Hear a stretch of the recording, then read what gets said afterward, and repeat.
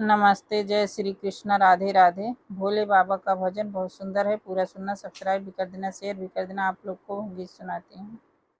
हे भोले काहे नजरिया फेर लिहा, ये भोले काहे नजरिया फेर लिहा।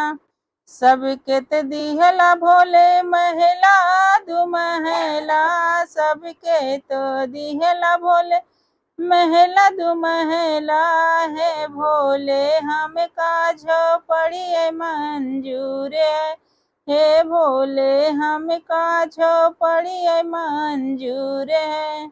हे भोले काहे नजरिया फेर लिहा, हे भोले काहे नजरिया फेर लिहा। सब कत दिहला भोले अन धन सोनवा, सबके तो दिहला भोले अन धन सोनवा। हे भोले हम का पीतरिए मंजूर है, हे भोले हम का पीतरिए मंजूर है। हे भोले काहे नजरिया फेर लिहा, हे भोले काहे नजरिया फेर लिहा।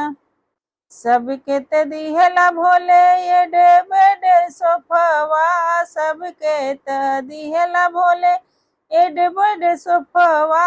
हे भोले हम का खटिया मंजूर है, हे भोले हम का खटिया मंजूर है। हे भोले काहे नजरिया फेर लिहा, हे भोले काहे नजरिया फेर लिहा।